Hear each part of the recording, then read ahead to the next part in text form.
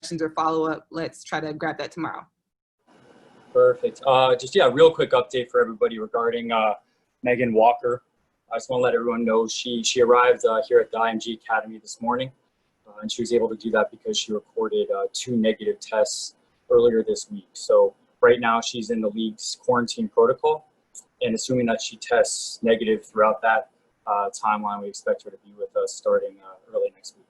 So that's pretty much it for now regarding Megan. We're excited that she's here, and like Alicia said, we'll have more questions tomorrow. Thanks so much, Jonathan. We're really excited, obviously, everyone. So we'll take those questions tomorrow. And Jonathan, I will see you later. Thank you. Thanks. All right, everyone. We're going to go ahead and let Kylee in. Just a reminder, if you could please raise your hands if you have questions, and we will try to go in order of hands raised. If you can't find your raised hand icon, just go ahead and shoot us a note, and we will make sure that we get to you. Kylee, can you start your video when you get a chance? Yeah, my bad. Oh, hi. All right. So again, if you could just raise your hands, we're going to go ahead and kick things off with Jeff Magliocchetti. Hi, Kylee. Jeff Magliocchetti with W Insider, Empire Sports Media, and Nets Republic. Thank you for joining us. What can you say about the chemistry you've been building with your fellow rookies so far? I think the chemistry's high with the whole team, not just the rookies. The vets have been very allowing and open to us. And then I think just the fact that we all known each other off the court as rookies is making the chemistry even higher, because as Sabrina said, the more we get to know each other off the court, the better we'll be on the court. So I think it's getting a lot better. In your position group in the interior, you're blessed with 2 veterans in Kia Stokes and Amanda Zawibi. What's it been like working with them so far? Great. I mean, like you having older people in front of you to kind of build the path or show you the path. But I mean, they're great.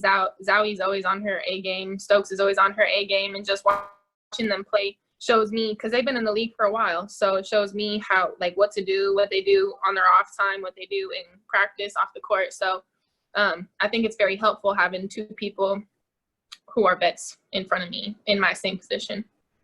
Terrific. Thank you, Kylee. Thank you.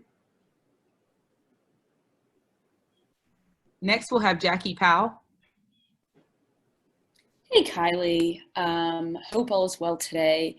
Just wanted to ask you a little bit about what you learned this week about yourself and about the league while you've been scrimmaging this week. Oh, that's a good one. I'd probably just say the confidence that I had in college to keep it going into the league, because it's always hard kind of trying to adapt to a new team, new coach, new players. So just kind of bringing my game that I had in college over to the game in the league, because I mean, it's not much different. Everybody went through college. Everybody is in the same spot. So keeping my confidence and just watching the people in front of me has been a big thing. And was there sort of like an aha moment for you? Yeah, I would say we had a meeting with all of the rookies, and Coach Walt kind of explained how we need to step up because our team is so full of rookies, and the vets have been doing a very good job at, like I said, making the path for us, and we need to exceed the expectations that they have for us. So I would say that at the beginning of the week was probably my aha moment. For sure. Thanks, Kylee. Thank you. Next, we have Dylan Scott.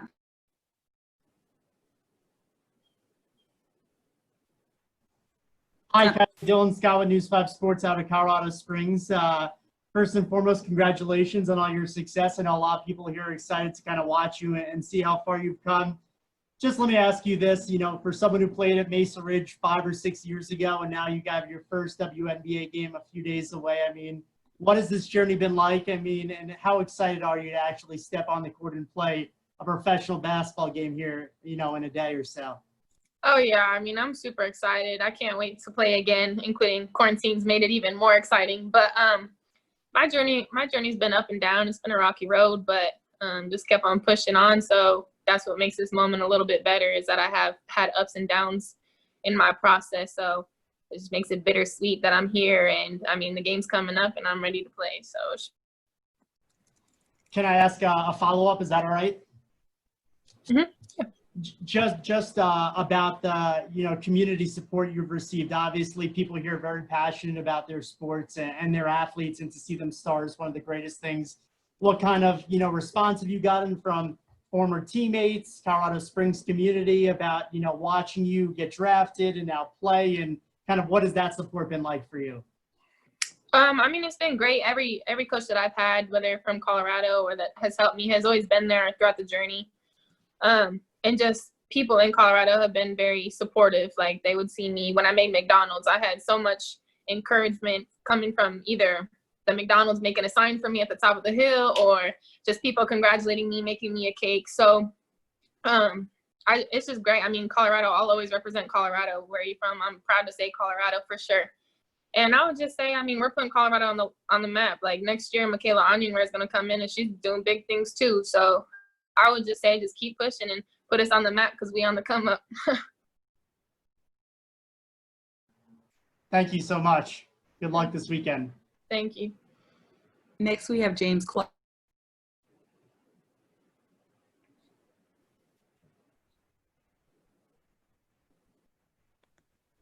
James, you may need to unmute yourself. I didn't hear you call me. Hi, Kylee. Jim Clark from Women's Hoops World. I'm gonna ask you a global question.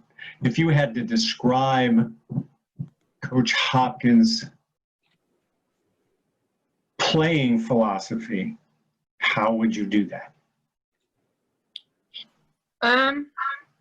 He's very good at teaching and focusing on the small details, which I think is very helpful when it comes to our team. We have 7 rookies, so he needs to be very open, but at the same time, that he's hard. I mean, he's an amazing coach, but like, he's calm. So you still know you need to do what you need to do, but at the same time, that if you do something wrong, he's going to correct you and he's going to explain to you, and then what he tells you need to stick to. So I actually really like his coaching style, and I think it's very helpful the way he coaches us.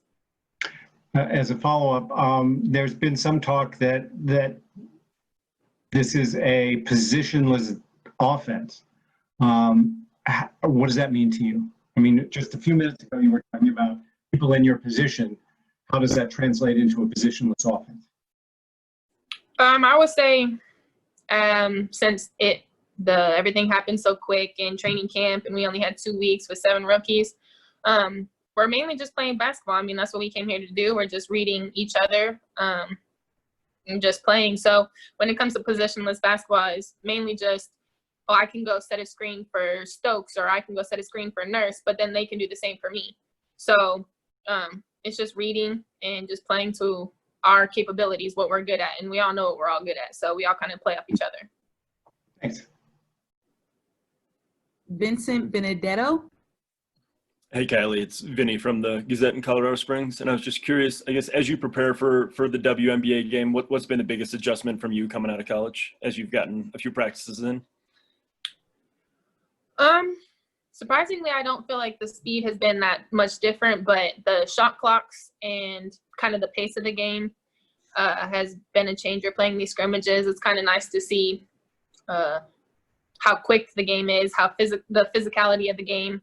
So I would say that's what I'm taking away from these few practices that I've got. And also just learning the new material has probably been the hardest thing for me, because Louisville is much different. We had set plays versus here we have just playing basketball. So it's trying to make an adjustment to that. And then just a quick follow-up, I guess with such a young team, do you feel like you individually have maybe a greater chance to contribute than if you joined a more established roster? What was said before was that, I mean, I do have 2 vets in my position, and even though it's a positionless team, we have 4 vets who are amazing players, and they can all play every position.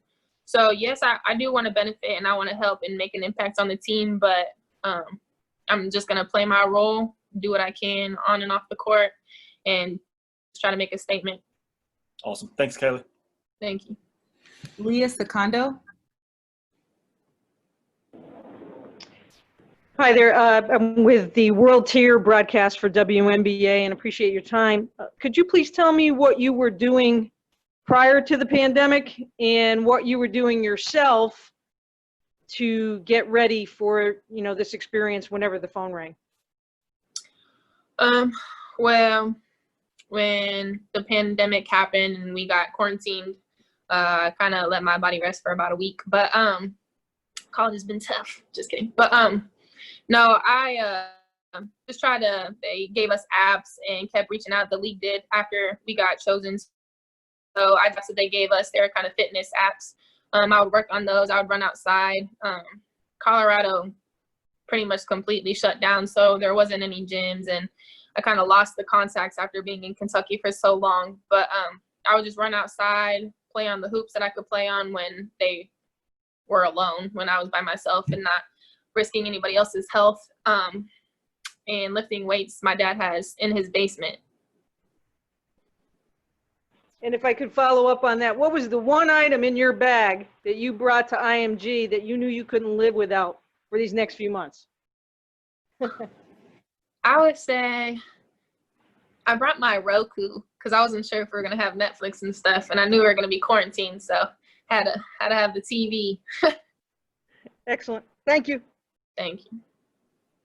Thanks, Kylie. We ran a little bit over everyone, so I will start with the folks whose hands are raised for Jocelyn up next. So thank you for joining us, Kylie. Hey, Jocelyn.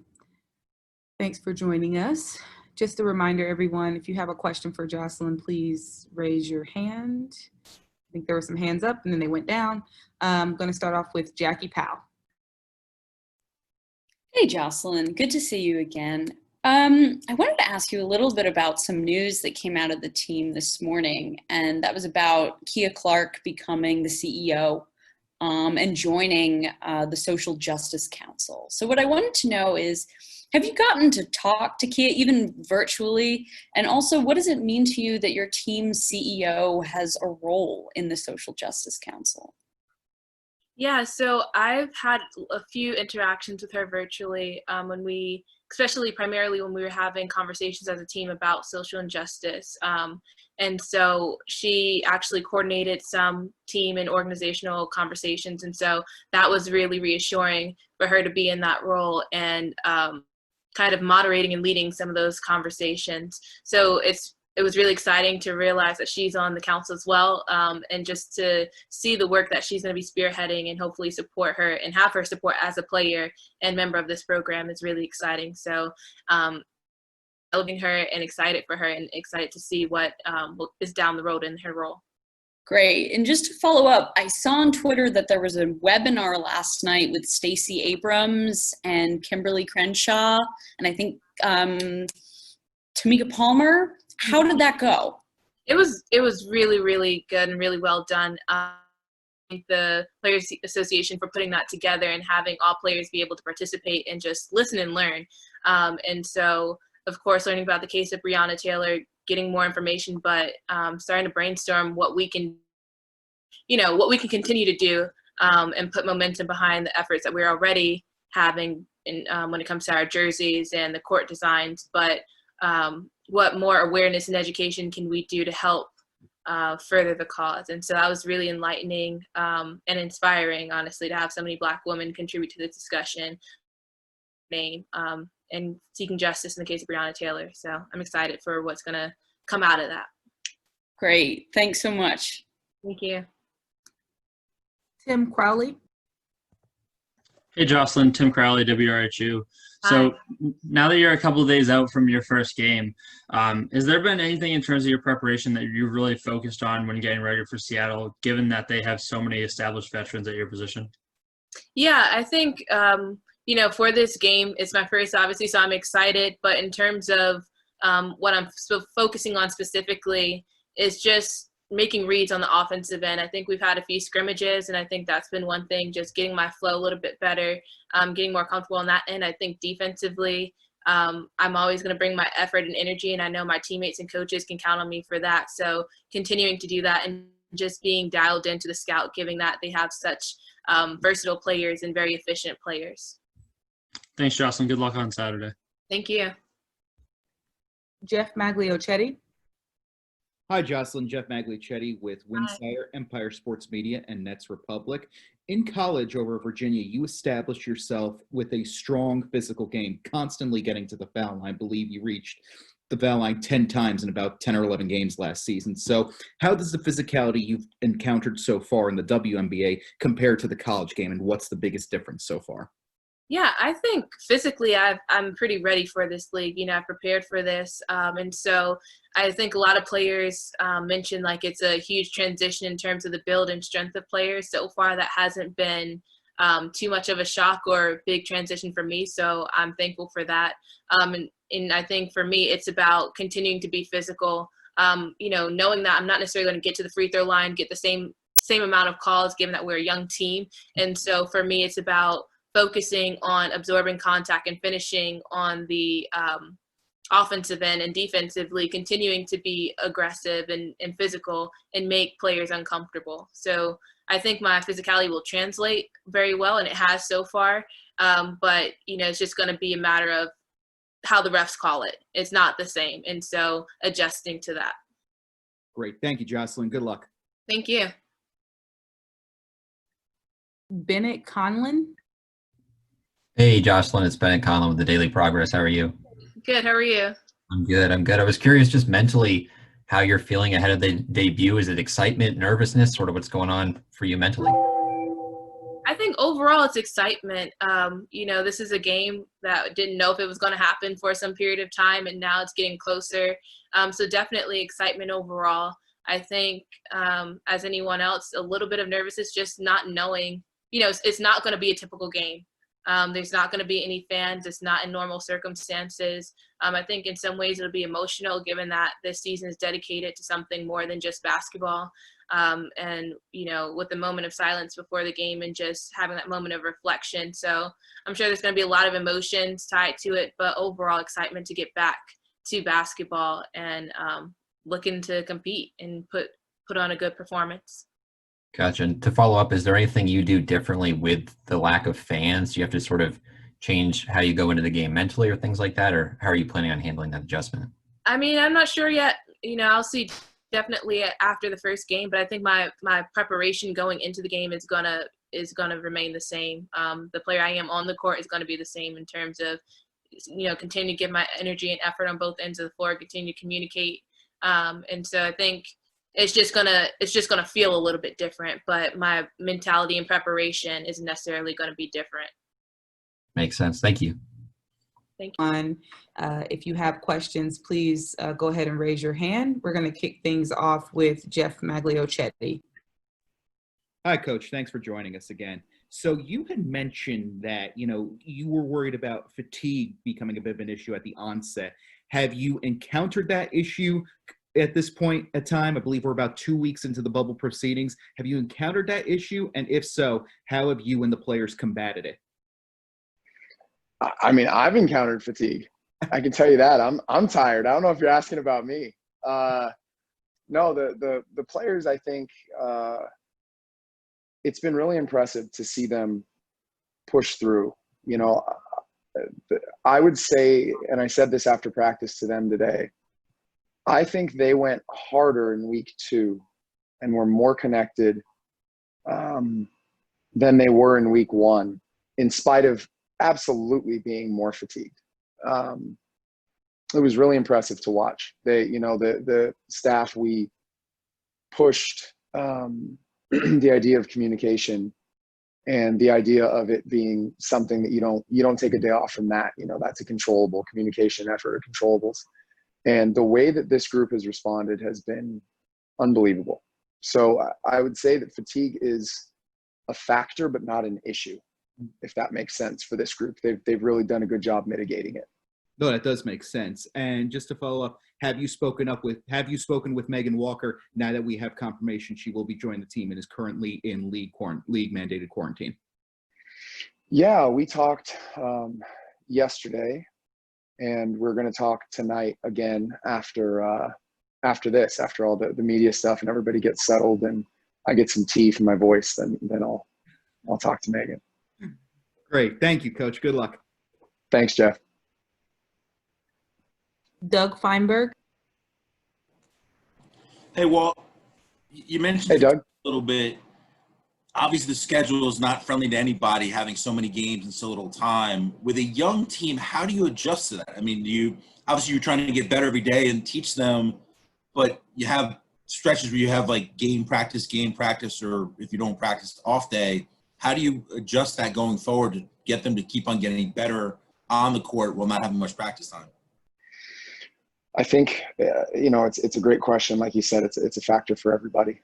I think what we tried to do was get our foundation in place. We spent the training camp, really, the focus was getting our foundation in place. And hopefully you set the principles and they're strong enough that they can carry through from game to game, and that the adjustments you have to make are minimal.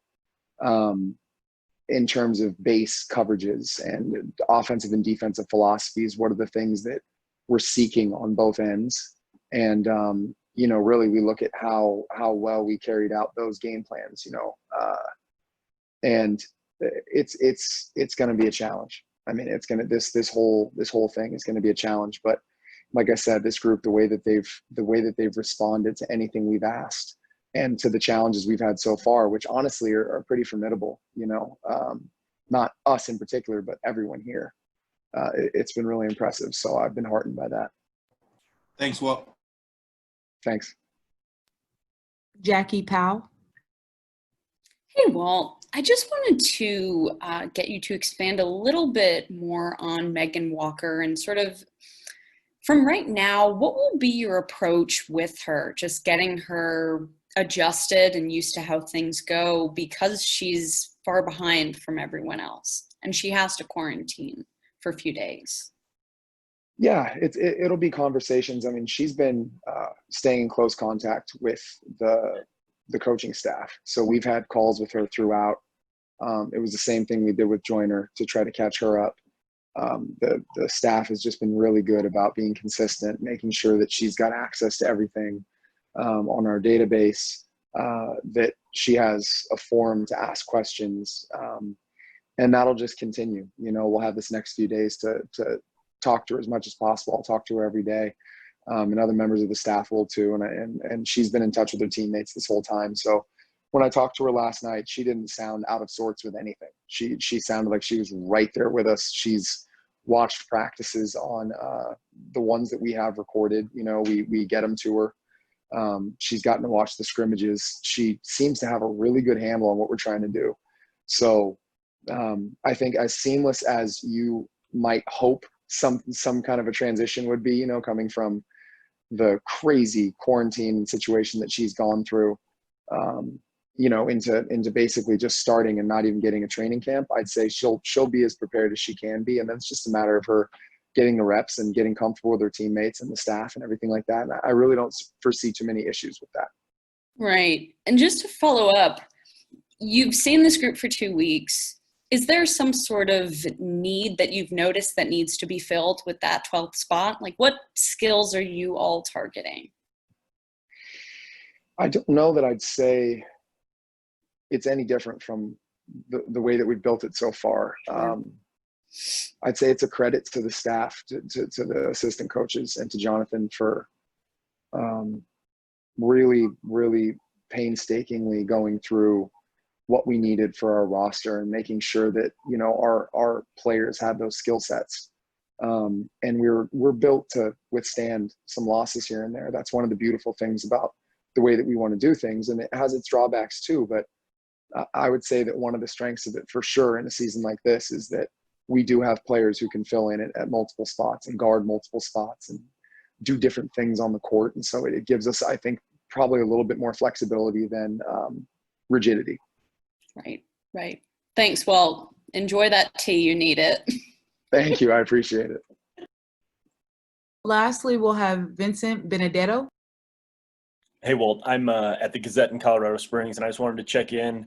I guess what have you seen from Kylee, or is there anything she can do to improve her game to ease the transition to the professional game? Kylie's great, man.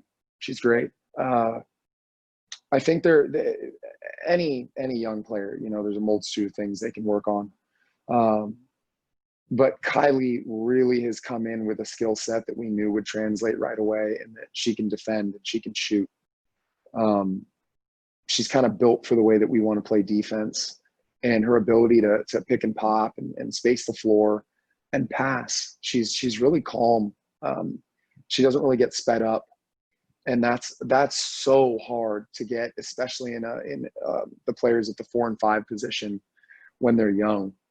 It's so easy to get sped up because the pace of the game, the size and the athleticism of the players, and having to think the game faster and being used to a system for 3 or 4 years and then coming in and having to kind of scrap all that and do something new.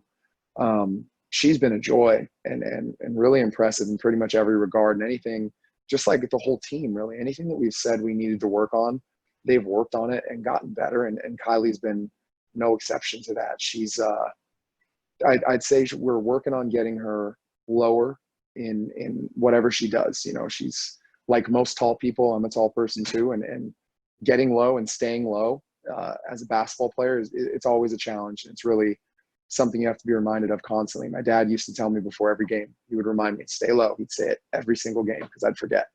So yeah, I think that's a big thing for her going forward. But man, she's been great. Awesome. Thanks. Thank you. All right. Thanks, Walt. Thanks, everyone, for joining us.